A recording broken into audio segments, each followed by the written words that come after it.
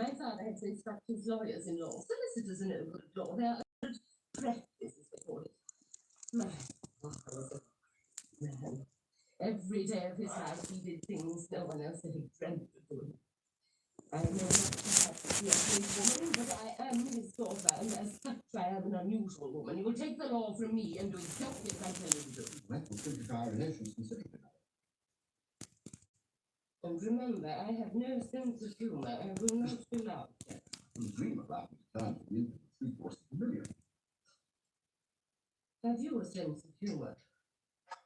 I keep it in check, but I'm afraid I have a little. You appeal to it somehow. Then I tell you, in cold blood, after a careful consideration of my words, that you are a heartless blackguard. My stress, my disgrace, my humiliation, a horrible mess and failure I've made of my life seem to you merely funny. I don't know anything about your distress, your disgrace, the mess you made of your life and all the rest of it. How can I laugh at things I don't know? If I am laughing, then am I really laughing? I assure you, I'm laughing not at your misfortune, but at you. Oh, indeed, am I so comic a figure in my misery? What is your misery? This is one idea in your head, and I don't think it's your client. Sit down. Oh, very well. Oblige. Well, I cannot even sit in a chair without breaking it. My life is hurt. I know, no, fool, clown. My best big pebble right gone. Cost me 4 guineas. Now, will you please sit down as gently as you can and stop calling me names? And then, if you wish, tell me what on earth is the matter.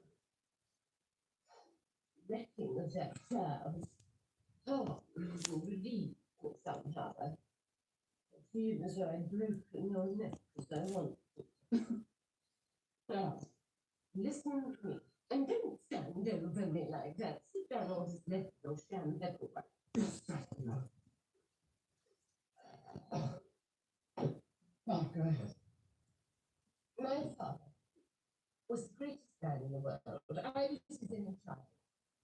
His one dread was that I should make a foolish marriage and lose what little money he was able to leave me. For 30 minutes. Don't interrupt.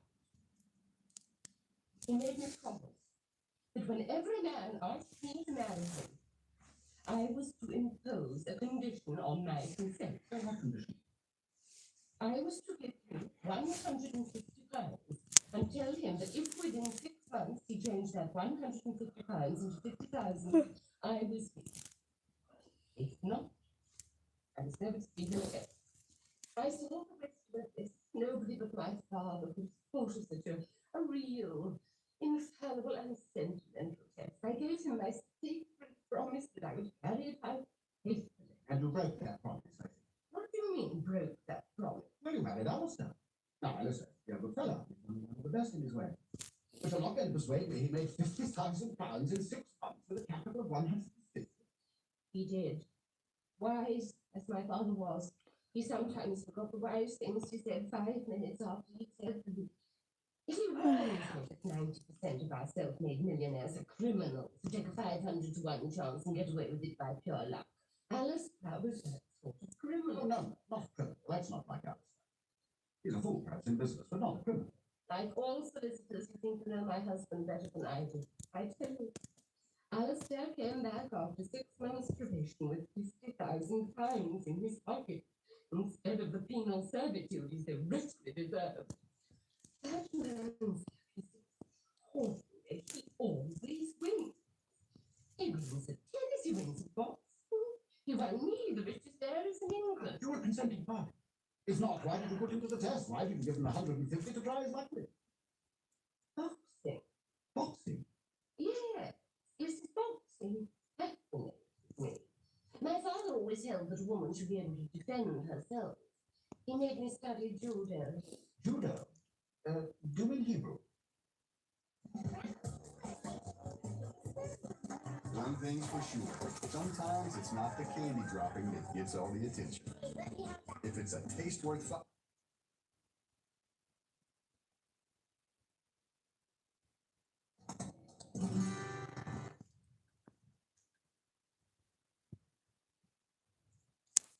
true nonsense. Jiu-jitsu is what common people call jiu-jitsu. I could throw you through that window as easily as you handed me that rotten chair. Japanese wrestler.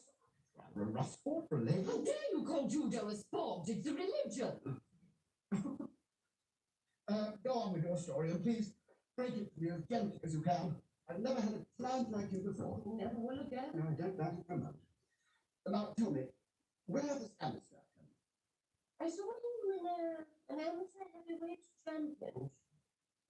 He has a solar plexus punch no other boxer can withstand. You married a man because he has a superlative solar plexus punch. But he was handsome. He stripped well, unlike most handsome men. I'm not insusceptible to sex appeal very far from it. Quite, you needn't go into details. I will if I like. It is your business as a solicitor to know the details. I made a very common mistake. I thought this So irresistible clever. athlete would prove an ardent Such lover. clever dialogue. Nothing of the sort. Absurd, All his ardor was in his but clever. Never shall I forget the day. It was during our school. And his coldness infuriated me to such a degree that I went for him with my fist. He knocked me out with that abominable punch in the first exchange. Have you ever been knocked out with a punch in the solar plexus? No, I haven't. I'm not a pugilist.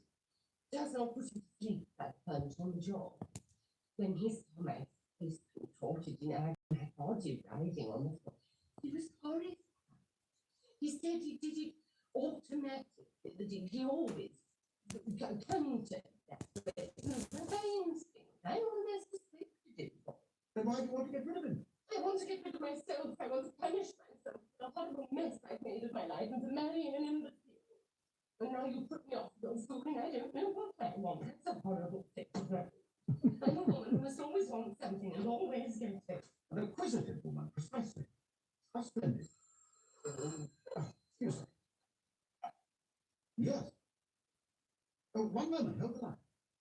Your husband is outside with a woman. They want to see me. That woman has a minute wife. But can I depend on you to control yourself? You can depend on Alistair's kiss. I must have a look at Sealy's stockings. Have them in, I tell you. Send Mr. Fitzpatrick and the lady. We shall now see the sort of woman for whom he has deserted me. Oh, I'm thrilled. I expect something marvelous. Don't be a fool. Expect something utterly common.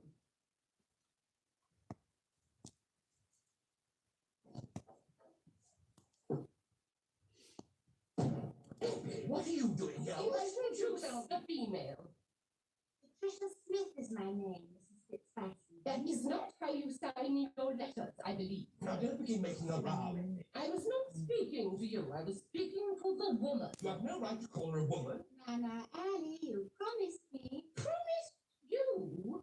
How dare he promise you? What made you to promise you? How dare you make him promise? I won't have Polly insult me. You don't mind Miss Smith, do you? Well, I don't mind. My sister goes on to that. Your sister. You presume to compare your sister to me. Well, only when she goes off the deep end. Now, you must mind me. There's nothing like letting yourself go if you're built that way. Introduce me to the gentleman, Annie. I suppose that's not enough. And Mr. Julius Sagamore, my solicitor, an old pal, Miss Smith. Alias Polly Seedy stockings. That's only a pet name, Mr. Sagamore. Smith is the patronymic of your wise old father. She sets up a wise father. This is the last. Stop, do sit down, Miss Smith, won't you? Hello. What's happened to the chair? I have happened to the chair. Let it be a warning to you.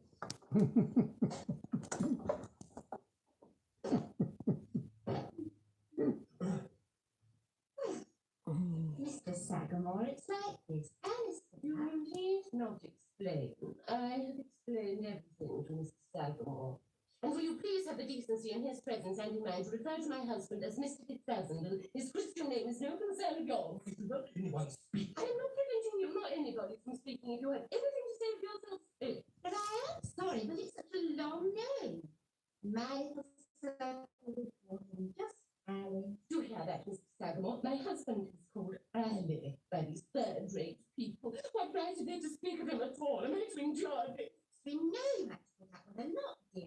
Dearie, But that's what the world is like. the world is like that for people who are like that. My world is not your world. Every woman has her own world within her own soul. Mr. Sagamore, I married this man. I admitted him to my world. The world, my imagination of people with heroes and saints. Never before had a real man been permitted to enter it. I took him to be hero, saint, lover, all in one. What he really was, you can see for yourself. I won't stand for this. Yes, go ahead. Strike me. Show her your knockout punch. Let her see how you treat women. Oh, Don't get reckless, Daddy. You only put yourself in the wrong before Mr. Sagamore. I think you'd better go home. Let me have it out with. Would you have the goodness not to speak of me as her? My name is Mrs. Fitzgerald, and I am not a pronoun. Sorry, but your name's such a tongue twister. Mr. Sagamore, don't you think Harry had better go? It's not right we should argue about it. Besides, he's worn out. He's hardly slept all night. How do you know that, pray? My pardon, but I do. it was innocent. But where was I to go after you'd driven me out of the house with your tantrums? You went to I her. left her straight. She's not a pronoun. I went to where I could find peace and kindness to my good, sweet, darling Polly, so there. Why have you sense of humor? This strikes me as irresistibly funny.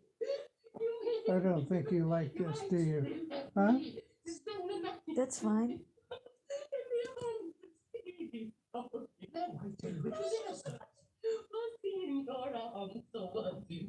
Yes, of course I was for a while, but not in the way you. Oh, then he's even a more stiff dish than I took him for. But really, the man capable of blinding us. She is I OA. was on the point of Huh? pardoning him and giving She him is a OA.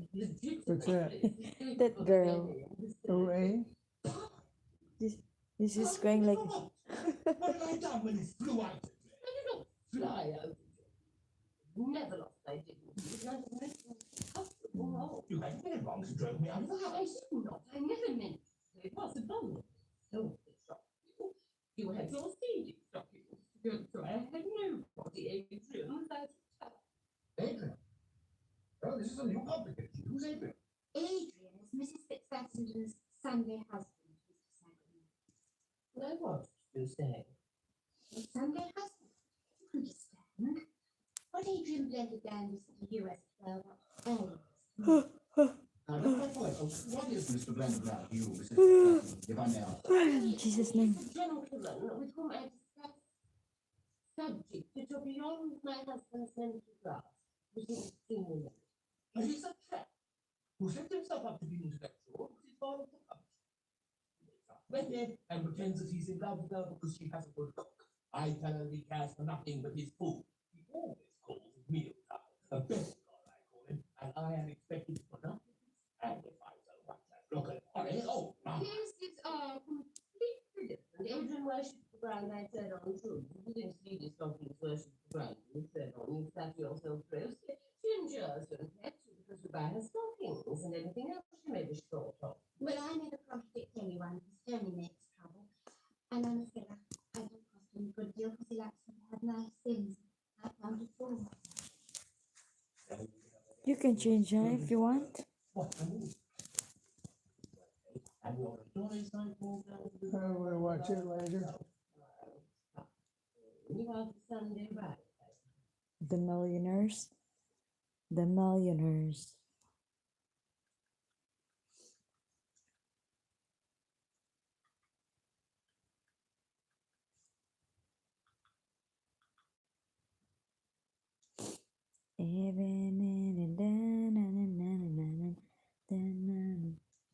Save.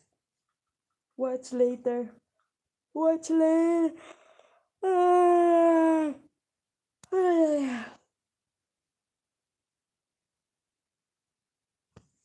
The forgotten. Over the years and thought that Washington needs saving. Here's the gentleman who did it, actually not the same.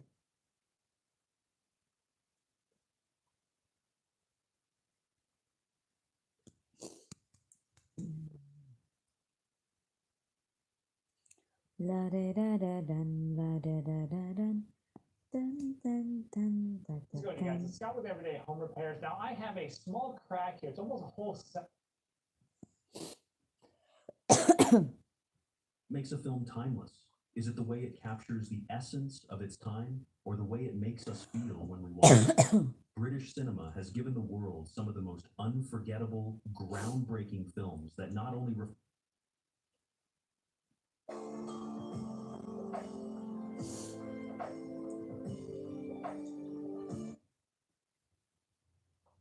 the country's soul, but also shape the way we experience stories. From sweeping epics to gritty dramas, these films have changed the game forever. Buckle up, because we're diving into 15 British films you absolutely have to see. And trust me, number 1 might surprise you. Number 15, The Long Good Friday, 1980. In a world full of crime dramas, The Long Good Friday takes the genre to new heights with its unmatched intensity. It's the British gangster film that doesn't hold back, painting a bleak picture of 1980s London, where the mafia isn't just a crime organization.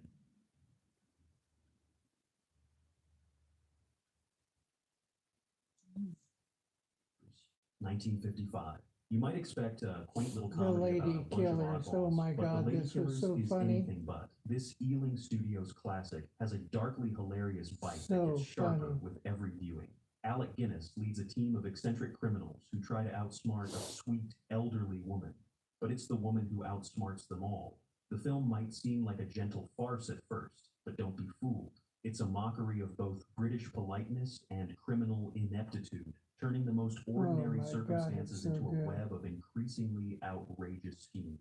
What really makes this film unforgettable, however, is its atmosphere. The pacing feels like a ticking clock, and the comedy is as cold as it is clever, with every character hiding a darker side.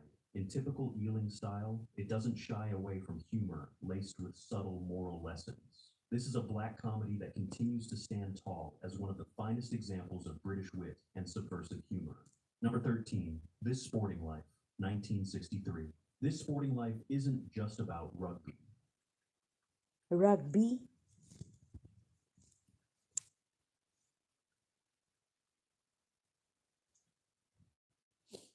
1960. Before there was Psycho, there was Peeping Tom, a film that practically invented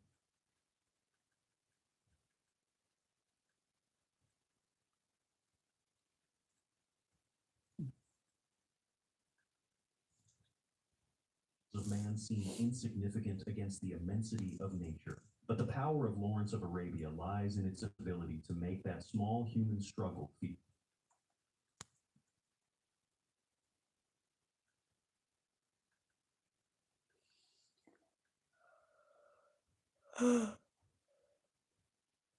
And it still stands as one of the most profound, grandiose works ever committed to film. Number 8, Great Expectations, 1946. When you think of Dickens, you think of a world of misty streets, cold winds, and characters bound by fate. Great Expectations, directed by David Lean, takes that world and brings it to life in a way that's both haunting and mesmerizing. Unlike most adaptations,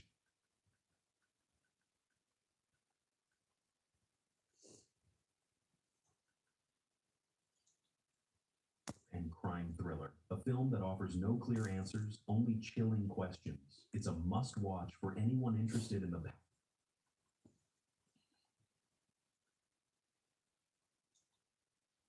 The Third Man, 1949. There's noir, and then there's The Third Man. This is not just a film, it's a cinematic blueprint for everything that came after it. Set in post-World War II Vienna, this film flips the script on traditional thrillers, using the decayed, bombed-out city as both a backdrop and a character. The atmosphere is thick with moral ambiguity. Orson Welles' unforgettable Harry Lime standing as one of cinema's most charismatic and morally twisted characters. What makes The Third Man so powerful isn't just the plot, it's the way the film manipulates its viewers.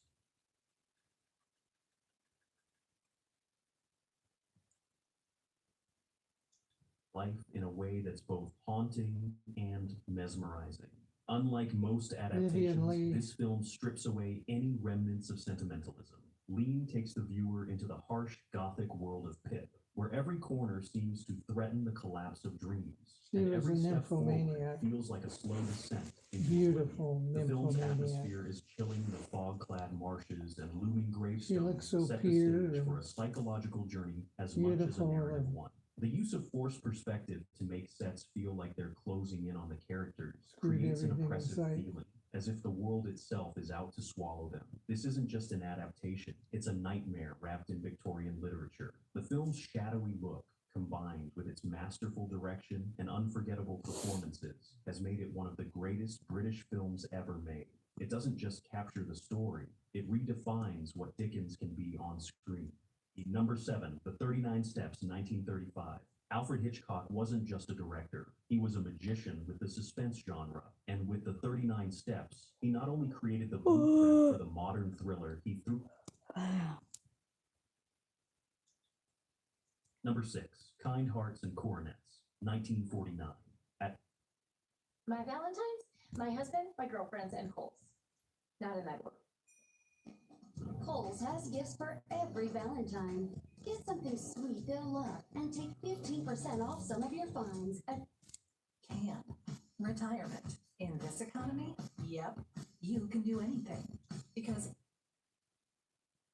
First glance, Kind Hearts and Coronets might look like your average British comedy, but don't let the polite veneer fool you. This film is a black comedy with a razor-sharp edge. Alec Guinness plays 8 members of the same family, all of whom fall victim to the sly manipulations of Louis Mazzini, played by Dennis Price. Mazzini is on a mission to kill every relative standing between him and the title of Duke. It's as dark as it is hilarious, and what makes it even more brilliant is the matter-of-fact way the film handles its violence. There's no melodrama, no emotional weight, just cold, calculated murder wrapped in the driest wit. The real magic of the film lies in its subversive look at the class system. Here, the aristocracy is exposed as ridiculous, disposable, and deeply corrupt. The British class system, at the height of its pomp, is poked and prodded in a way that's still relevant today. It's a film that laughs at the upper class while making them wonder, is it really any different from the rest of us? Kind Hearts and Coronets isn't just a comedy. It's a biting critique of a society that's all too happy to laugh at its own expense. Number 5, Get Carter, 1971. Get Carter didn't just reinvent the British crime film, it stripped it of every comforting illusion. Directed by Mike Hodges, this 1971 classic drops Michael Caine's Jack Carter into a bleak industrial North England where violence is casual, loyalty is transactional, and morality barely exists. Carter isn't a hero. He isn't even an anti-hero. He's a blunt instrument moving through a world just as cold as he is. What makes Get Carter is its refusal to glamorize. It's cold though. This isn't London elegance or gangster bravado. It's grimy flats, rundown streets, and violence that arrive suddenly and without ceremony. Can you put the blanket there? Terrifying, You're so because hot. it's restrained. Carter doesn't rage, he calculates. Every movement feels inevitable, as if the outcome was decided long before. Machi machi. Machi This machi. 1945 classic unfolds quiet Machi machi. in Machi its time. machi Sexual machi. exploitation, corruption, and casual brutality are presented without commentary or moral cushioning. The camera observes, never excuses. Even the ending denies satisfaction, closing not with triumph, but with emptiness. Get Carter endures because it understands something fundamental. Crime doesn't create legends, it creates wreckage. And once you step into Carter's world, there's no clean way out. Number 4, Brief Encounter, 1945. Brief Encounter is proof that the most devastating love stories don't need scandal Honey, or my spectacle. Directed my by feet, David it was Lean, cold. 1945 classic unfolds quietly, Yes, almost I'm from politely, Philippines. yet its emotional weight is crushing. The story follows Laura Jessup, Hello. a married woman whose chance meeting with a stranger at a railway station Machi, turns machi. into a deeply felt Machi impossible machi love. machi There are machi. no affairs hidden in shadows, no dramatic escapes. Instead, there is restraint, and that restraint is what Yeah, makes the that's right. film He won. unforgettable. Every glance carries meaning, every pause aches. Celia Johnson delivers one of the most subtle performances in cinema history, revealing heartbreak through hesitation rather than confession. I like Her it, internal even it's monologue cold exposes a right now. woman torn not by society's judgment, but by her own moral compass. Love in this world is not liberating. Machi it is machi, destabilizing. machi machi, David machi uses machi. ordinary settings to extraordinary effect. Trains roar past like Be a time itself. membership, be a membership. Technicolor Masterpiece isn't just a backstage are the ones no one ever sees. It's a quiet film, but its silence echoes for decades. Number 3, The Red Shoes, 1948. If you think ballet is just about pirouettes and graceful movements, The Red Shoes is here to prove you wrong. Michael Powell and Emmerich Pressburger's Technicolor Masterpiece isn't just a backstage drama about the sacrifices an artist makes for their art. It's a psychological thriller about obsession, control, and the price of perfection. The story revolves around Vicky Page, a young ballerina torn between her love for dance and her relationships with the two men who control her, her director and her lover. The film's legendary 17-minute ballet sequence, where reality bends and the set becomes a dizzying, impossible world, is a visual feast that still wows audiences. What makes The Red Shoes so groundbreaking is the way it uses color, movement, and music to an unforgettable jolt of adrenaline that forever altered British cinema. Directed by Danny Boyle, this film is a kaleidoscope of Thank you. are alive, pulling the dancer and the viewer into an unrelenting, hypnotic trance. Powell and Pressburger didn't just craft a ballet film. They created a haunting meditation on obsession, sacrifice, and the brutal cost of devotion. It's a film that pushes the boundaries of cinema, and its influence can still be felt today in everything from dance films to psychological thrillers.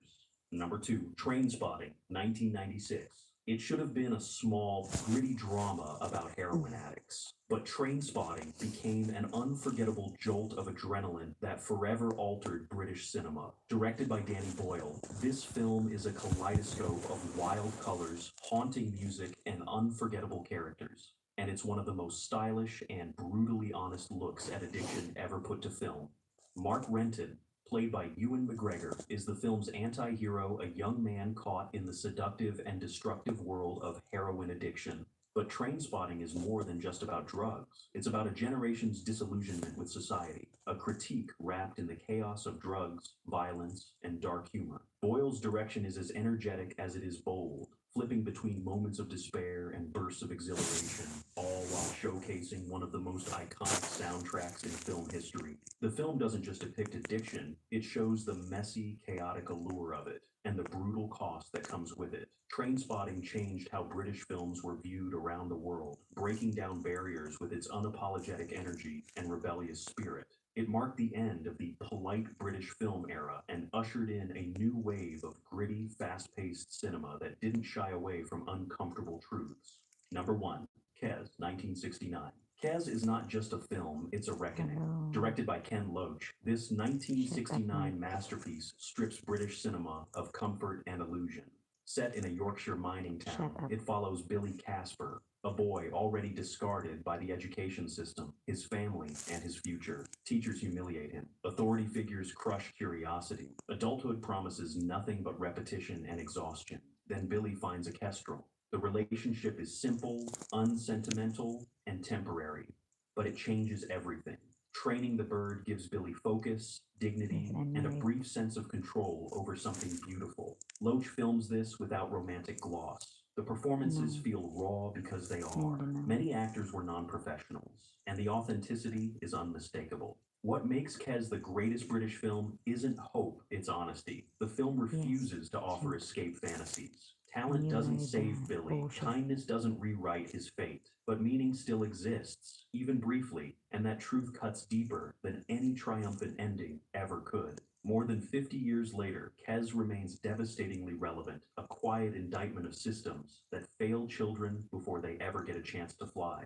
There you have it, 15 British films that have defined cinema. These classics didn't just tell stories, they transformed the way we think about film and the world around us. Do you agree with our list, or did we miss your favorite British gem? Drop your thoughts in the comments below, like, and subscribe for more deep dives into the world of cinema. And remember, the most unforgettable films are often the ones that push us the most. Keep watching, keep questioning, and keep Goodbye, loving the Justin. art of film.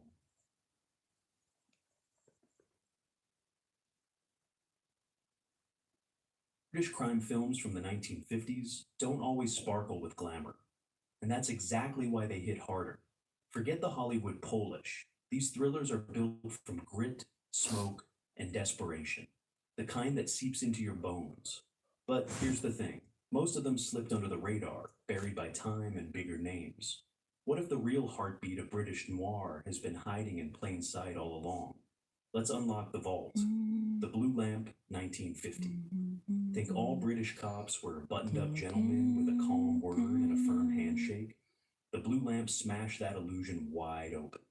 Directed by Basil Dearden, this film pulled audiences straight into post-war London, where crime didn't wait politely for the law to catch up.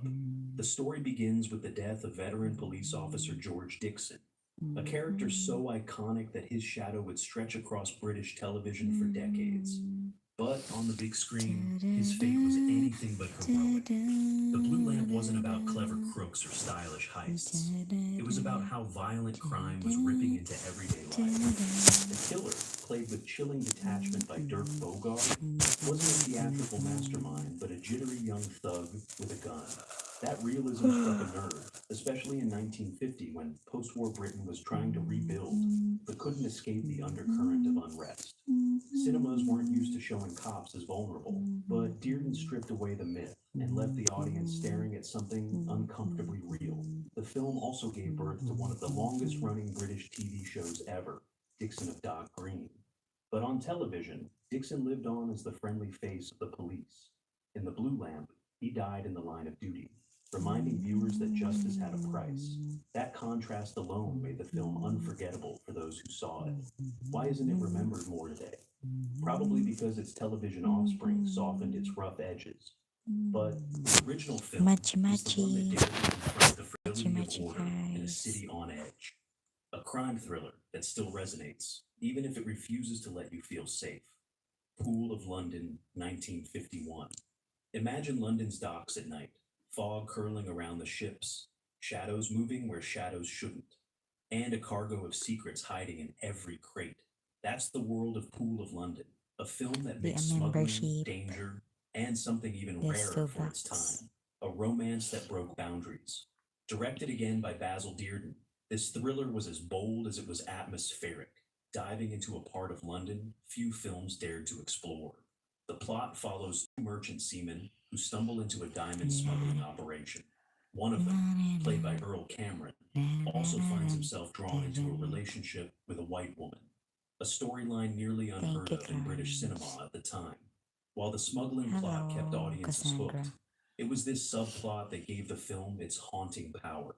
It wasn't just about crime, it was about society's unspoken rules and the cost of breaking them. Visually, the film made London's Be a riverfront a membership, character of its guys. own. The cranes, warehouses, and night streets pulsed with menace and opportunity. Unlike slick American noirs, Pool of London felt grounded in real working-class struggles. Every deal, every betrayal carried the weight of survival, not glamour. Earl Cameron's performance, understated yet magnetic, marked a turning point for representation on screen, even if critics at the time barely acknowledged it. Why does this film deserve a second look? Because it was decades ahead of its time, balancing suspense with social commentary. It dared to say that crime wasn't just about money or greed. It was about the walls people built between themselves. And in that sense, it's a crime thriller that hits you after the credits roll. London never looked the same again after this Machi one. machi. The Long Dark Hall, 1951. If you think courtroom dramas are tidy affairs, The Long Dark Hall is here to rattle your nerves. This crime thriller takes you into a murder trial where everything hinges on circumstantial evidence, and the truth is as murky as the fog outside Old Bailey. Directed by Reginald Beck and Anthony Bushell, it's the kind of film that shows how easily justice can slip Hi. through trembling fingers. The story centers on Arthur Groom, Curious. played by Rex Harrison, a married man whose fleeting encounter with a nightclub performer turns into a nightmare when she's found dead. Circumstantial evidence stacks against With him, you. and suddenly, Groom is fighting for his life in a trial that feels more like a trap than a path to truth. Harrison, usually known for polished charm, delivers a performance laced with fear and desperation, making the audience squirm as the Yes, I'm courtroom okay. closes in. Negative thing. What makes The Long Dark What Hall the fuck gripping is isn't flashy that on twists, your but the sheer sense of inevitability. Every witness, every lawyer's argument tightens the noose until you're left wondering whether innocence matters at all when public opinion has already passed judgment. The film is quiet, almost understated, yet it throbs with unease. It's not the kind of crime thriller that gives you a clever resolution. It leaves you with doubt, lingering long after the credits. In 1951, audiences might have expected heroes and villains to be drawn in clean lines. be a This film membership. threw that expectation into the shadows. Was Groom guilty, or was he just in the wrong place at the wrong time? That uncertainty is the point. The Long Dark Hall shows how justice can be blind, but not always fair. And in doing so, it carved out a space in crime cinema that feels alarmingly modern. Hunted 1952. Few crime thrillers in the 1950s had the raw emotional tension of Hunted. Also released as The Stranger in Between, this film pairs Dirk Bogarde, already carving a reputation as one of Britain's most magnetic actors, with a young boy who becomes both burden and lifeline. Directed by Charles Crichton, the film is a fugitive story, but it's also a psychological duel set against a grim post-war backdrop. Bogarde plays Chris Lloyd, a man who lashes out in violence and finds himself on the run. His problem? A young boy witnesses his crime. Instead of silencing the witness, Lloyd drags him along as he flees across the bleak industrial landscapes of Britain. What unfolds is more than a chase. It's a tense, uneasy relationship between a desperate criminal and a child who slowly shifts from liability to companion. Cinematography does half the storytelling here. Smoke-stained skylines, railway yards, and crumbling buildings mirror the characters' frayed edges. The tension doesn't just come from police closing in, but from the constant threat simmering between man and boy. Will Lloyd snap? Will the boy betray him? Or has something more complicated begun to grow between them? The unease is relentless. Bogarde's performance is the heart of it. Volatile, magnetic, unpredictable. One moment you fear him, the next you pity him. The child actor, John Whiteley, gives the film surprising weight, refusing to play just a wide-eyed innocent. Together, they create a story that feels as much about survival and broken trust as it does about crime. Hunted wasn't made to reassure audiences. It was made to unsettle them, showing how violence corrupts everything it touches, even the bonds that form in desperation. That's why it's unforgettable, and why it deserves to be rediscovered as one of the grittiest crime thrillers of its decade. The Gentle Gunman, 1952. Crime thrillers often stick to bank robbers, con men, or killers, but The Gentle Gunman charged into controversial territory. The IRA operating in London. Directed by Basil Dearden, it's not a film about tidy resolutions. It's about divided loyalties, moral compromise, and how politics seeps into the personal. That was a risky move in 1952, and maybe that's why the film has been overlooked for so long. The story follows brothers played by Dirk Bogarde and John Mills, both IRA members hiding out in London. But they're not united. One brother is weary of violence, while the other clings to the mission, convinced that bombs and bullets are the only answer. This tension creates the heartbeat of the film. Family love strained to breaking by ideology. Their arguments, their silences, and their betrayals make the film more gripping than any chase scene. Dearden shoots London not as glamorous or mysterious, but as a city weighed down by suspicion. Every pub corner could hide an informer. Every whispered deal could be a trap. Unlike thrillers that revel in action, The Gentle Gunman thrives on paranoia. The threat of violence looms heavier than the violence itself. And when it finally comes, it doesn't feel cinematic. It feels inevitable and tragic. Dirk Bogarde shines here, not as a dashing star, but as a man torn apart, caught between duty and conscience. John Mills delivers equal force, embodying the stubborn conviction that refuses to bend.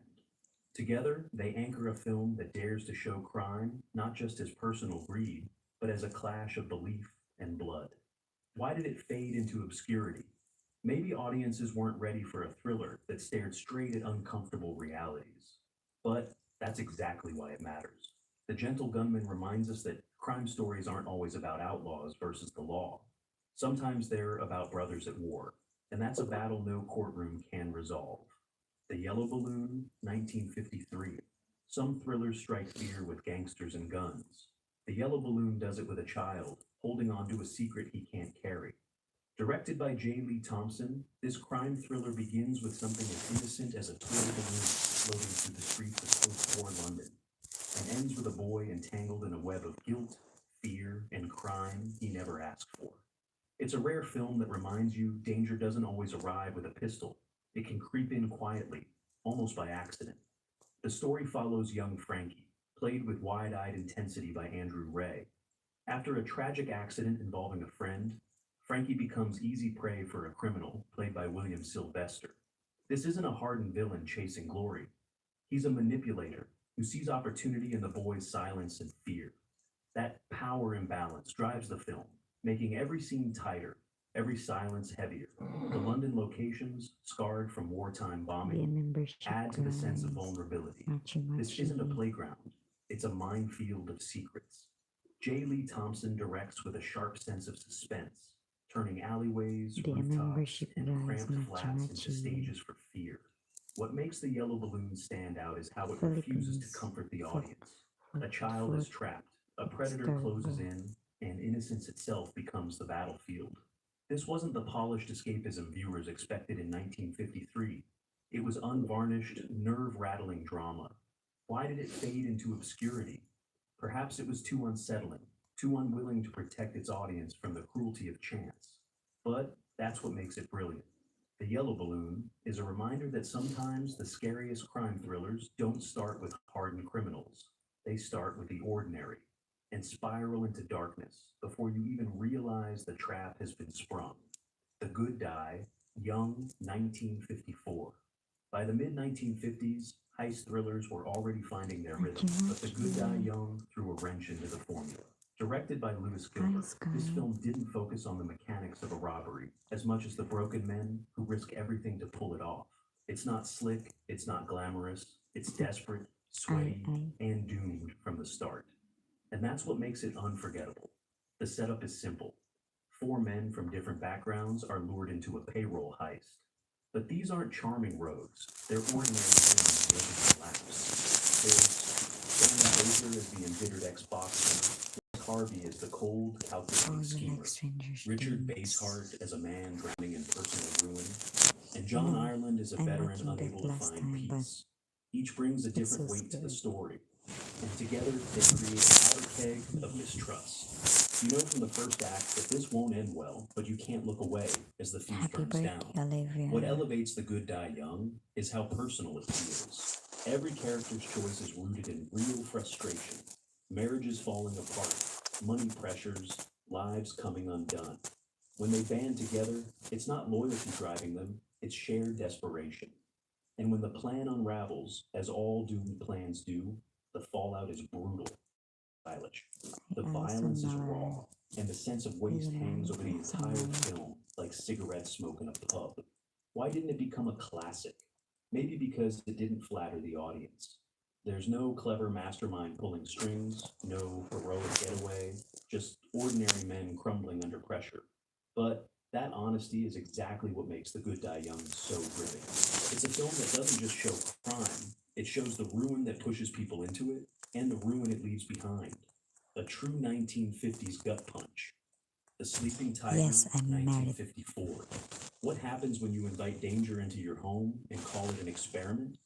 The Sleeping Tiger, directed by Joseph Losey in his British exile years, dared to ask that question. And the answer is as unsettling as you'd expect. This isn't just a crime thriller, it's a psychological chess game wrapped in noir shadows. And it simmers with tension from the very first frame. The story introduces Frank Clemens, played by Dirk Bogarde, a criminal given a chance at rehabilitation by a psychiatrist, Dr. Clive Esmond. Instead of prison, Clemens moves into Esmond's home under the watchful eye of both the doctor and his wife. That setup alone is dripping with unease. an ex-con living among his captors, studied like a specimen. But as the days pass, the line between subject and character begins to blur. Who is really in control here? The psychiatrist, the criminal, or the wife caught in the middle? Visually, The Sleeping Tiger is in noir influence. Shadows crawl across walls, rooms feel more like cages, and silence stretches longer than uncomfortable. Bogart delivers a performance that's both magnetic and dangerous, charming one moment, volatile the next. He embodies the very idea of a sleeping tiger, unpredictable and ready to pounce. Joseph Losey, working under the radar due to Hollywood's blacklist, brought an outsider's perspective that gave the film an extra layer of menace. What makes this film unforgettable is the moral ambiguity at its core. Rehabilitation, manipulation, attraction, it all swirls together until you're not sure where sympathy ends and danger begins. Why is it overlooked today? Likely because it doesn't play by simple genre rules. It's a thriller that chooses tension over action, psychology over spectacle. But if you want a film that makes your nerves buzz with unease, The Sleeping Tiger deserves its place in the conversation. The Brain Machine, 1955. You've probably never heard of The Brain Machine, and that's exactly why it deserves your attention. Directed by Ken Hughes, this low-budget British crime thriller didn't come with flashy stars or expensive sets. What it had was atmosphere, paranoia, and a story that dug deeper than its modest means. Sometimes the forgotten films are the ones that slip closest to the bone. The premise seems straightforward. A group of criminals plot a robbery. But The Brain Machine isn't about the heist. It's about the psychological games that come before and after. Hughes, who would later go on to bigger projects, crafted a tight, claustrophobic thriller that plays less like a glossy crime caper and more like a pressure cooker. Every character is a bundle of nerves. Every plan is laced with mistrust, and the cracks start to show long before the robbery even begins. Visually, the film leans into its limitations. Sparse sets, tight frames, and long shadows give it a stripped-down style that feels closer to experimental noir than mainstream entertainment. It forces you to focus on the characters, their lives, their desperation, their inevitable implosion. You don't watch The Brain Machine for slick action. You watch it for the gnawing sense that no one in this story is clean. Why has it been forgotten? Maybe because it was star power. Maybe because it was too grim for audiences looking for tidy entertainment in the 1950s. But hidden inside its rough edges is something raw and fascinating. A reminder that crime thrillers don't need big budgets to leave scars. The Brain Machine proves that tension, when done right, can feel sharper than anything. Cast a Dark Shadow, 1955. Dirk Bogarde makes his third appearance on this list, and for good reason. In Cast a Dark Shadow, he gives one of his most chilling performances, playing a man whose charm is as dangerous as a knife in the dark. Directed by Lewis Gilbert, this thriller isn't about gangsters or heists. It's about a killer hiding in plain sight, wearing a smile instead of a mask. Bogarde plays Teddy Bear, a young man who marries older women, only to dispose of them when they've outlived their usefulness. It's not played as sensational as shock. It's played as cold, methodical greed. What makes Teddy so terrifying isn't just what he does, but how ordinary he pretends to be. Watching Bogarde flip from false affection to cold calculation is like watching ice form across a window. You see it creeping, but you can't stop it. The film's atmosphere is suffocating. The settings are intimate, drawing rooms, parlors, quiet English houses, yet the sense of danger fills every corner. Instead of smoky bars or city streets, the battleground here is domestic life, making the betrayals cut even deeper. Margaret Lockwood and Kay Walsh deliver strong supporting roles as women who either fall for or see through Teddy's act, giving the story an added layer of tension. Why does Cast a Dark Shadow still sting decades later? Because it feels uncomfortably real. It strips away the glamour of crime and replaces it with quiet menace, violence lurking behind a handshake and a kind word. Maybe it was overlooked because audiences weren't ready to confront that kind of villain in their own living rooms. But make no mistake, this is one of the sharpest, coldest British crime thrillers of the 1950s, and it deserves to be remembered as such. Footsteps in the Fog, 1955. Some crime thrillers are loud and brutal. Footsteps in the Fog is quiet, elegant, and twice as deadly. Directed by Arthur Lubin, this Victorian set thriller stars Stuart Granger and Gene Simmons in a story that proves ambition and blackmail can be as dangerous as any blade. It's a period piece that masquerades as a costume drama, but beneath the polished manners lurks cruelty of the darkest sort. Granger plays Stephen Lowry, a respectable gentleman with a not-so-respectable secret. He's poisoned his wealthy wife. Enter Lily Watkins, played by Simmons, his maid, who discovers the truth and sees an opportunity. But she's not looking for justice. She wants leverage. Lily begins to manipulate Stephen, tightening her grip as he grows more desperate. What follows is a tense, twisted dance of blackmail, obsession, and inevitable downfall. The film's greatest strength is its atmosphere. London's fog, gaslit streets, and shadowy interiors create a world where every corner could hide betrayal. Granger delivers menace cloaked in charm, while Simmons plays Lily with sharp intelligence. She's not just a victim of circumstance, she's an active participant, using knowledge as her weapon. Watching the two circle each other is like watching predators share the same cage, waiting for the moment one strikes. Why isn't Footsteps in the Fog talked about alongside the greats? Perhaps because period crime dramas rarely get the same recognition as modern ones. But this film proves that crime isn't tied to an era. Greed, betrayal, and fear You're are awarded timeless. to Big Footsteps Bill in the Johnson. Fog Get is a away. reminder that sometimes the most sinister crimes are committed in silence, with a smile, while the fog outside smothers the truth. Tiger in the Smoke, 1956. London fog isn't just weather. I don't it's care who you menace. are. It's mood. It's the perfect stage for danger. And you shut Tiger in up, the Bill Smoke, Johnson. directed by Roy Ward Baker, takes full advantage of that atmosphere, spinning a crime thriller that feels like a nightmare come to life. Based on Marjorie Allingham's novel, this is a film where the city itself becomes a character, hostile, confusing, and full of shadows that seem to move on their own. The story centers on Meg Elginbrode, a young woman thought to be widowed, only to receive shocking message suggesting her husband may still be alive. That single spark ignites a trail of mystery and menace, drawing in Albert Campion, the amateur detective, and a killer known only as the Tiger. The plot moves through churches, alleys, and fog-bound streets, with the tension never letting up. Every step feels like it could lead straight into a trap. What sets Tiger in the Smoke apart is its mood. The fog is more than a backdrop. It's a character that isolates, blinds, and swallows hope whole. The villain is chillingly effective, Thank you, not a Sir flamboyant Clarence. mastermind, but a raw, relentless presence. The pacing builds like a tightening vice, with no room for comfort or escape. It's crime storytelling stripped to its essentials: fear, pursuit, and the inevitability of violence. Why is it overlooked today? Maybe because it doesn't fit neatly into the detective genre. It's not tidy, it's not reassuring, and it doesn't care about delivering easy answers. But that's exactly what makes it powerful. Tiger in the Smoke is the kind of film that Hi, sticks in your head GT. long after, reminding you that sometimes the most frightening monsters aren't hiding in the dark. They're walking straight through the fog toward Hello. you. Time Without Hello, Pity, Nagwa. 1957. Hello, good evening. Ticking clocks are a thriller's best friend, Dark and Horse. Time Without Pity makes every I'm second count. okay, Nagwa. Directed by Joseph Luzzi, this film is both a nail-biting crime Yeah, story yeah, and a Sir sharp political Clarence. I statement. know. Michael Redgrave stars as David Graham, a father racing against time to save his son from execution Oh, for why? a murder he didn't commit. Marcos. The setup is simple, but the execution, pun intended, is pure dread.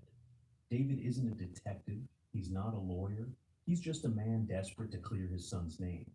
That makes his journey even more harrowing because he's out of his depth, Yeah, I'm okay. clawing at leads while the clock keeps ticking. Luzzi directs with urgency, emphasizing the oppressive weight of time. Every shot feels like it's running out of breath. Every scene a reminder that hope is slipping away. Redgrave I'm gives the okay, role both Adriana. dignity and desperation, embodying a man who refuses to quit even as the walls close in. What makes Time Without Pity stand out is its refusal to play safe. It's not just about one man's struggle. It's a scathing critique of capital punishment, wrapped in the clothing of a crime thriller. That political edge may be part of why it was overshadowed at the time. Audiences wanted suspense. Lucy gave them suspense with a message that hit too close to home. The ending, when it comes, is both inevitable fine. and devastating, leaving viewers shaken rather than comforted. Why did it fade from mainstream memory? Maybe because it's uncomfortable, refusing to flatter its audience or hand them easy victories. But if you want a 1950s thriller that combines the tension of a ticking clock with the power of social critique, Time Without Pity is essential viewing. It's not just suspenseful, it's unforgettable.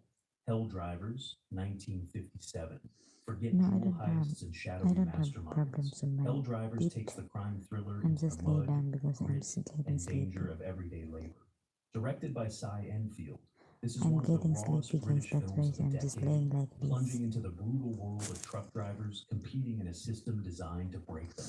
It's crime on the ground level, where survival itself is the gamble. Stanley Baker stars as Tom Gately, an No, ex-con that's trying to go fine. straight, who takes a job hauling gravel for a corrupt company. But this isn't Machi steady work. Machi, be a It's a membership, cutthroat guys. Be contest, a where membership. drivers are pushed to dangerous speeds for pitiful pay.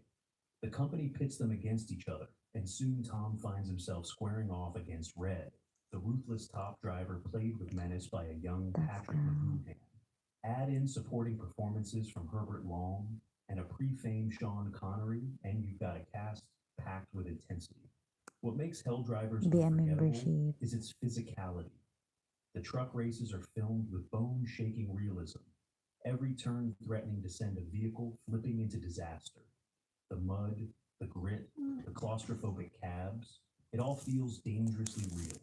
But beneath the adrenaline is a story about exploitation. The bosses profit from chaos, and the drivers pay the price. You lay down? It's less You about need. outlaw crime You can and more put about your systemic feet there. corruption. The You kind that lay down grinds to men me. down and dares them to push back. Why has it been overlooked? Perhaps because Honey. it's too raw, too bleak, too unwilling to dress up its thrills with polish. But that honesty is what makes it powerful. Hell Drivers isn't just a crime thriller, it's a howl of anger from the working class. A story that proves sometimes that the most dangerous roads aren't in the underworld, but on the highways right in front of us. By the end of the decade, cinema Hunted with Sapphire.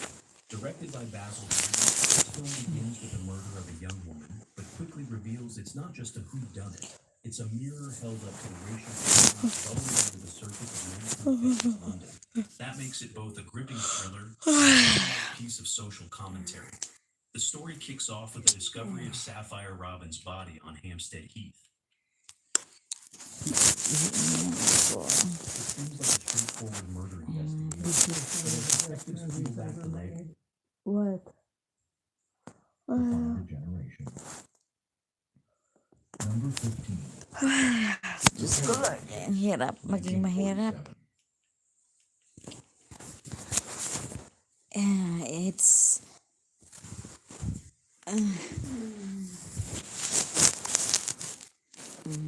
sakit, sakit. A sick man, It's hurt. not a villain. Itchy. But his nuanced portrayal Ala. earned him an Academy What Award the- nomination and permanently need expanded tape, his honey. range beyond tough guy roles. The film's impact was so profound that the Queeg character entered the legal lexicon as shorthand. Mm.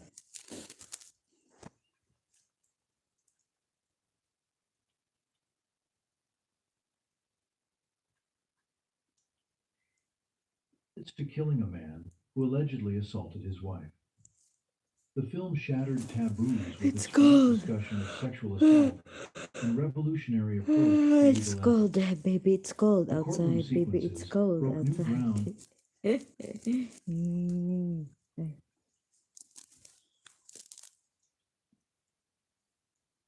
long before any evidence is presented. Newman's cross-examination techniques Thank you.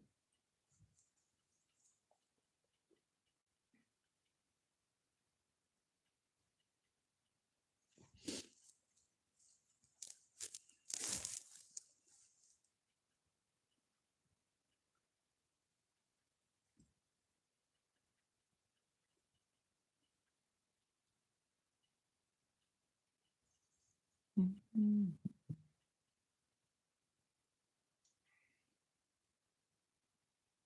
Nuremberg, 1961.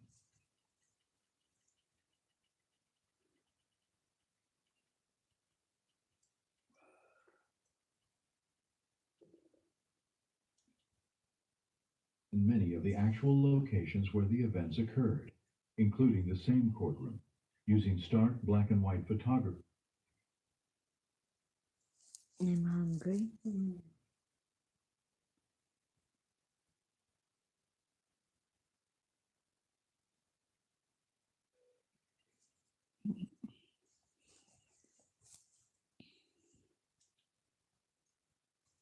And TV shows that followed. Marlene Dietrich's performance as Christine Vole required her to essentially play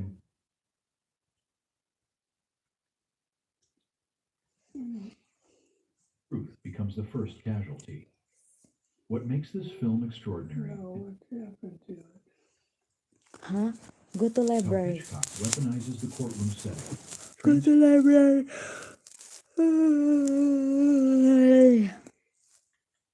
In the middle of the night, in my dreams. Da-na-na-na-na-na-na, baby.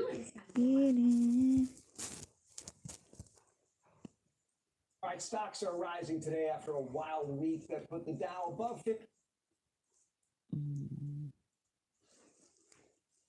Welcome to the official YouTube. You need pillow? Huh? Honey? Here's the pillow. Glennis Johns. What a beautiful woman. 1950s gave us Marilyn Monroe and Marlon Brando and movies everyone still quotes. But what about the brilliant films that flopped so badly they nearly destroyed careers? One picture on this list was so ahead of its time that audiences walked out in disgust, only for modern critics to call it prophetic genius. Ready to discover what Hollywood buried? Number 10, The Narrow Margin, 1952. A detective escorts a mob.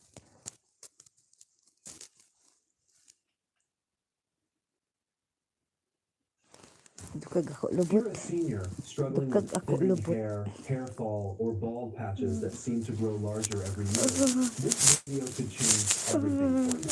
Because today, I'm going to show you how one simple spoon before bed can Your naturally leg is getting stimulate pain hair when you're regrowth, lying, strengthen where, weak when hair you roots, lie, and laying dramatically like slow that. down honey. age-related hair loss. Me, my And the neck best is part, pain. this is not a drug. It's not a chemical treatment. It's not an expensive supplement. It's a natural food-based solution backed by science. If you are a senior watching this right now and you've been quietly losing. Wait, her dog lived twice as long as mine is expected to? Stop breathing.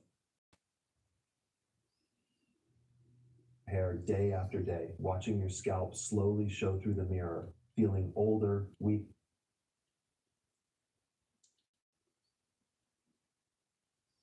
Hair follicles enter a I need this. Exciting breakthrough in oncology with a paper that my team and I just published on a stage 4 advanced cancer and how chemoimmunoprecision injection, what we call CIPI, represents a critical milestone in precision oncology for most solid tumors. So stick with me. I'm going to walk you through the transformation in oncology with going.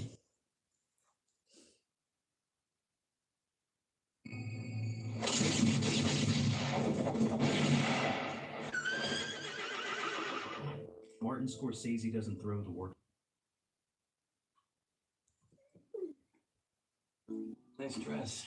Bite me. Okay, maybe in the coat room. Listen, after the reception, can you take me to the airport? You're flying home tonight? Yeah. I thought we had something going here. We did, and now I'm going home. Okay, maybe I can come visit you sometime. Oh, I don't think my boyfriend would like that very much. Got a boyfriend? It's more like a fiance.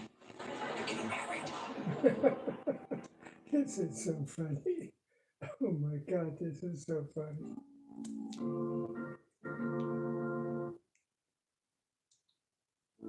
Nice dress. Bite me. Okay, maybe in the coat room. Listen, after the reception, can you take me to the airport? You're flying home tonight? Yeah. I I thought we had something going here.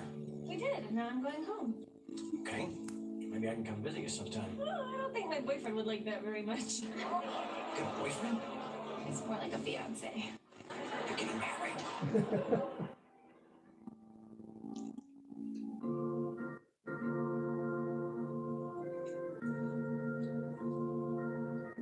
Why didn't you tell me you were engaged? It'd be awkward. Awkward?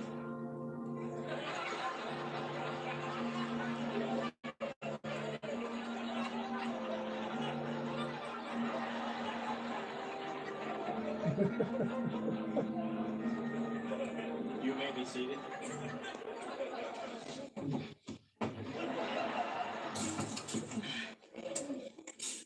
Oh, we really shouldn't be doing this. Why not? They broke our hearts. Yeah, but I'm kind of over it. I'm not. Hang on. Maybe we could go out for coffee first, or a movie. Alex, what happened with you or without you? Here. How's that work? The institution of marriage is not one to enter lightly. I don't So we leave. pause at this. Yeah, Jeff goes first. I need the pee, honey.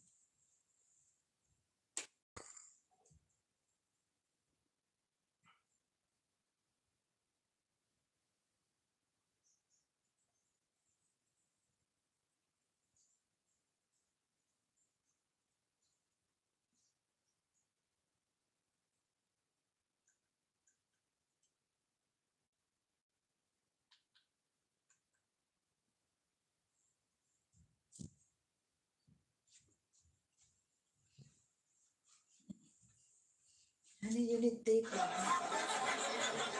Here. How's that work? The institution of marriage is not one to enter lightly. So we pause at this time to consider the depth of that commitment.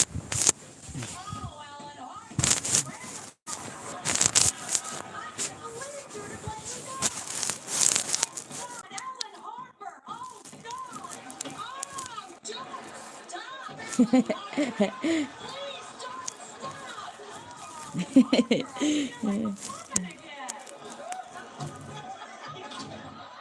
Alan Harper, and I'm not having sex. Dun dun dun dun dun dun dun dun dun. Crazy movie.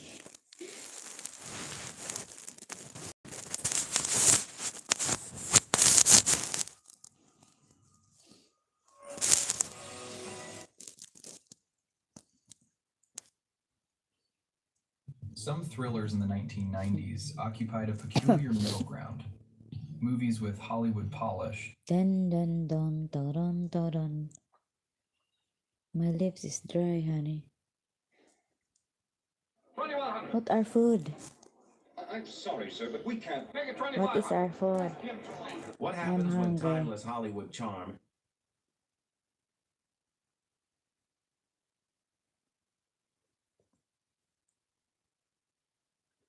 Dun dun dun dun dun dun dun dun dun dun dun dun dun dun dun. The plant that produces more food than tomatoes, not just a little more, 10 times more over its lifetime. It fruits year-round in mild climates instead of just summer. The harvest stores for 6 months at room temperature without canning or freezing. And you plant it once and it keeps producing for 20 to 30 years without replanting. Every nursery in America used to sell it. Every farm family grew it. Agricultural extension offices promoted it as essential for food security. And then, in less than 20 years, it disappeared from American gardens so completely that most people under 50 have never even heard of it. This wasn't because the plant stopped working. This wasn't because something better came along. This was deliberate suppression. Because a plant that produces year-round food for decades from one planting threatens every part of the industrial food system. Seed companies lose customers who never need to buy seeds again. Grocery stores lose customers growing their own produce year-round. And the entire model of annual gardening, buying seeds and plants every spring, collapses when people discover perennial alternatives that actually work better. This is the story of the plant that's better than tomatoes in almost every way. and why they buried it so thoroughly you forgot it ever existed. 1940, my grandmother's farm in Tennessee. She's showing me a photograph, black and white, faded. A woman standing next to a plant taller than she is, covered in small round fruits, hundreds of them, maybe thousands. That's me, she says. 1943. That's my tree tomato. I look closer. The fruits look like elongated tomatoes, reddish orange, hanging in clusters. How big did it get? 12 feet tall, she says. Produced for 18 years until a hard freeze finally killed it. We ate from that one plant almost year-round, made sauce, dried them, stored fresh ones in the root cellar. That one plant fed our family and half the neighbors. Never replanted it, just kept harvesting. I ask what happened to it. She looks at me like I'm asking about something from another world. They stopped selling them after the war. Nobody wanted them anymore. Everybody wanted regular tomatoes, hybrid tomatoes. Things you had to replant every year. I don't know why. The tree tomatoes were better. The plant she's describing is Cyphomandra betaceae, common name Tamarillo, also called tree tomato, native to South America, brought to North America in the late 1800s. By the 1920s and 30s, it was widely grown in California, Florida, and southern states. Promoted by agricultural extension as a superior perennial alternative to annual tomatoes. And then it vanished, not from existence. It still grows in New Zealand, South America, parts of Australia, but from American agriculture and American consciousness. Today, most Americans have never heard of Tamarillo. Most gardeners don't know it exists. And the few who do think it's an exotic tropical fruit that can't be grown in the United States. All of that is false. Let me show you what Tamarillo actually is. Then I'll show you why it's better than tomatoes. And then I'll tell you exactly why it was buried. Tamarillo is a fast-growing perennial shrub or small tree. Reaches 8 to 12 feet in 2 to 3 years. Large heart-shaped leaves. Produces clusters of egg-shaped fruits 2 to 3 inches long. The fruits look like elongated tomatoes. Smooth skin. Colors range from red to orange to yellow depending on variety. The flavor is unique, tart, slightly sweet, with undertones of tomato and passion fruit. Not exactly like tomatoes, but used similarly. You can eat them fresh, though they're tart. Peel the skin and slice the flesh. Used in salads, salsas, sauces, or cook them. They're excellent in sauces, chutneys, jams. They can be dried and stored, and they can be stored fresh in cool conditions for 4 to 6 months. That's the key difference. Regular tomatoes last days to maybe 2 weeks fresh. Tamarillos last months. Now let's talk about production. A mature Tamarillo plant produces 50 to 100 pounds of fruit per year. Some sources say up to 150 pounds under ideal conditions. Production starts in the second year after planting.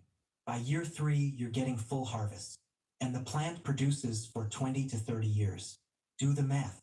One plant, 50 to 100 pounds annually, for 20 to 30 years. That's 1,000 to 3,000 pounds of fruit from one planting. A tomato plant produces 10 to 30 pounds in one season. Then it dies. You replant next year. Over 20 years, assuming you replant every year and get 25 pounds per plant average, one tomato plant location produces 500 pounds total. One Tamarillo produces 2 to 6 times more food from the same space over the same time period. And you planted it once instead of 20 times. But it gets better. Tamarillos in mild climates produce year-round. Not one harvest season. Continuous production. In subtropical climates, they fruit primarily in fall and winter when tomatoes aren't producing. This means fresh fruit during months when nothing else is available. In truly tropical climates, they fruit continuously. Even in cooler climates where they're not quite perennial, they produce longer seasons than tomatoes.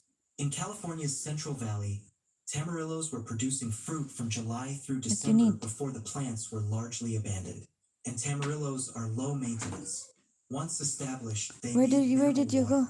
They're relatively pest and disease resistant compared to Where did you tomatoes. go? No staking required. No pruning necessary, though it can increase production. You plant them, You water them while they establish. Then they just produce. For decades. Compare this to tomatoes. Annual replanting, Tomatoes. staking, constant watering, pest Machi management, machi guys, be a disease membership. problems, labor intensive, high maintenance, for lower total Be a production. membership guys. So why would anyone Just choose $2. tomatoes over tamarillos? Familiarity, flavor preference, but mostly because tamarillos disappeared before most people had the chance to compare them. Let me explain what happened. In the 1930s and 40s, tamarillos were gaining popularity. Extension agents promoted them. Nurseries sold them. Home gardeners planted them. They were particularly popular in victory gardens during World War II because they produced abundantly with minimal inputs. But after the war, several things happened simultaneously that killed tamarillo cultivation in the United States. First, industrial agriculture and suburban development accelerated. No, I don't need The model shifted toward annual crops, hybrid seeds, and chemical inputs. Perennial food plants didn't fit this model. You can't sell annual seeds for perennial plants. You can't sell fertilizers and pesticides to plants that don't need them. Tamarillos were too independent, too self-sufficient. Second, the tomato industry exploded. Hybrid tomatoes were being developed. Varieties bred for disease resistance, uniform ripening, shipping durability. The industry invested heavily in tomato breeding and promotion. Tamarillos got zero investment. They're not suited to industrial agriculture. They don't ship well. They're perennial, so they don't fit annual crop cycles. The tomato industry had no interest in promoting a superior alternative that would reduce tomato sales. Third, suburban culture shifted. The aesthetic was annual flower gardens and vegetable gardens. Perennial food plants looked agricultural, not suburban. Tamarillos are small trees. They don't fit raised bed gardens. They don't fit the annual replanting cycle that garden centers depend on. A customer who plants a tamarillo and harvests from it for 20 years is a customer the garden center loses. They don't come back to buy tomato plants every spring. Fourth, agricultural extension shifted focus. After the war, extension services increasingly catered to commercial agriculture, not home food production. Tamarillos aren't a commercial crop in the United States. They don't have the infrastructure, so extension stopped promoting them.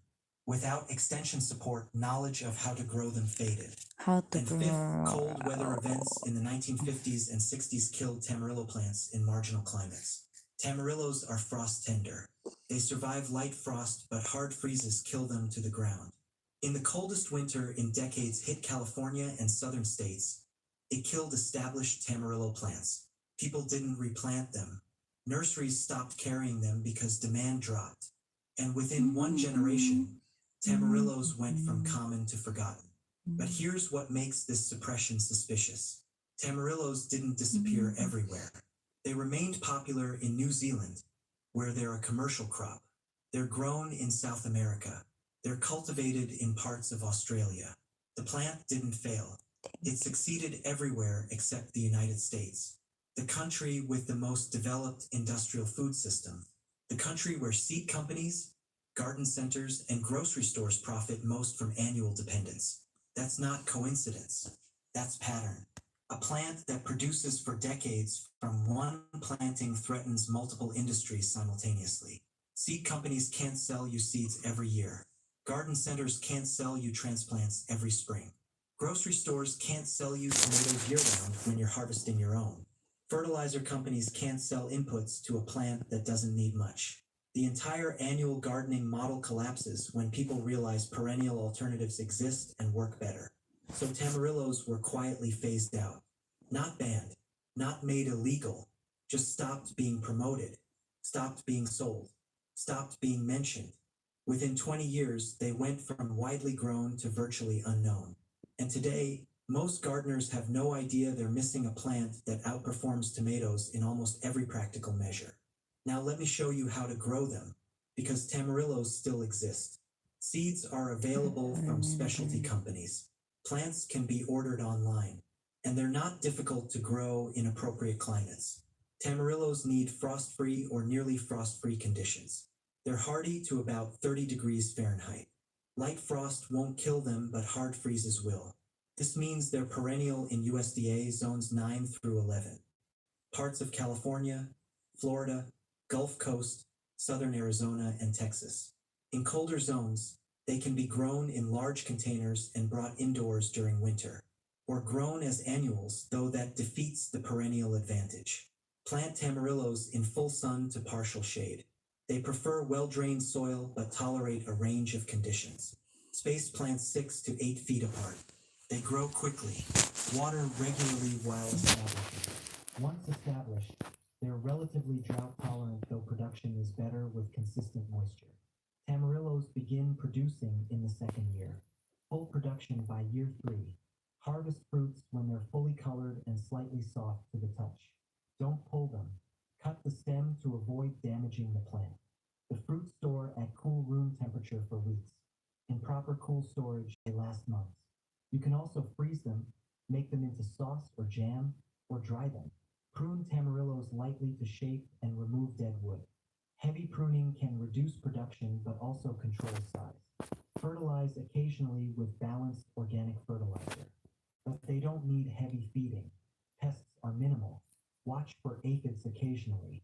Diseases are rare compared to tomatoes. The biggest challenge is cold protection in marginal climates. If you're in zone 8 or colder zone 9 where hard freezes occasionally occur, you'll need to protect plants or accept that extreme cold might kill them. Mulch heavily around. Cover plants during freeze warning. Or plant in a protected location near a building or under tree canopy. But in appropriate climates, tamarillos are easier to grow than tomatoes and far more productive over time. One plant, 20 to 30 years of production, 50 to 100 pounds annually, minimal maintenance. That's food security that annual tomatoes can't match. So why don't more people grow them? Because they don't know they exist. Because nurseries don't sell them. Because the gardening media doesn't cover them. Because the entire system is designed to sell annual seeds and plants, not promote perennial alternatives. And because once knowledge is suppressed, it's hard to revive. But the knowledge is coming back. Small seed companies are offering tamarillo seeds. Specialty nurseries are propagating plants. Permaculture and food forest advocates are rediscovering perennial fruits. And people are realizing that the annual gardening model is unsustainable. Replanting every year, buying seeds every spring, dependence on functioning supply chains. All of it is fragile. Perennial food plants are resilient. Plant once, harvest for decades. That's what tamarillos represent. And it's not just tamarillos. There are dozens of perennial fruits and vegetables that were once common and are now forgotten. Plants that produce more food with less work than annual crops. Plants that were buried for the same reasons tamarillos were buried. Because they make people too independent, too self-sufficient, too disconnected from the commercial food system. Reviving these plants means challenging that system. It means rejecting the narrative that annual replanting is normal.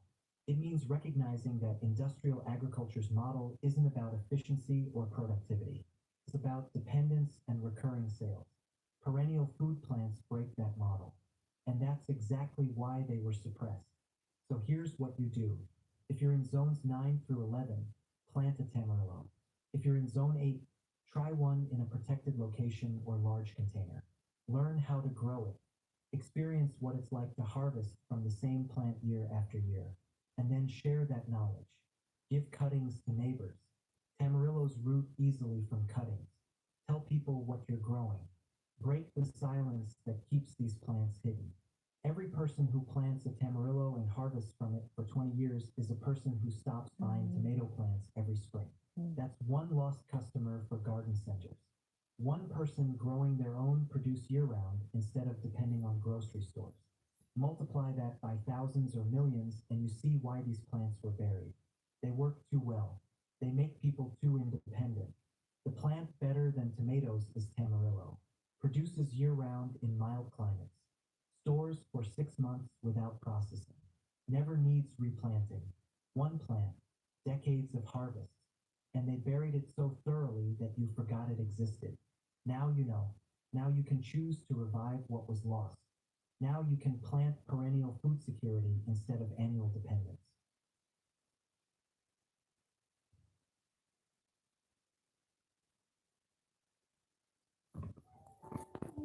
organisms help each other. Anything is possible the moment we enter.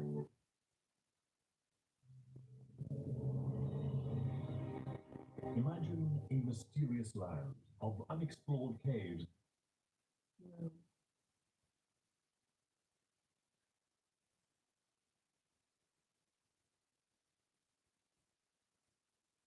Starting with some toilet paper and combining it with a mushroom and actually the mushroom waste, the experiment will be practically free and you can choose the variety, but you can get really abundant harvests at home. I suggest you watch the video and try to repeat what I will show you. I will show you all the steps, so from the seed to the harvest, and I'm sure that if you try to repeat what I will show you, you will be happy with the results you will get. In order to carry out the experiment and therefore obtain the mushrooms, you will only need these 4 things, namely toilet paper, straw or straw. Depending on what you can find, mushrooms, you can choose the variety and the container.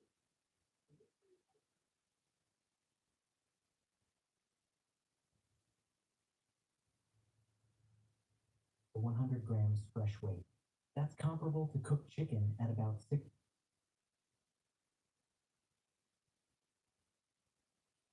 Heated battle over voter ID. Heating up on Capitol Hill. Jury just convicted a woman in Massachusetts of voter fraud. Prosecutors say that she also stole more than 400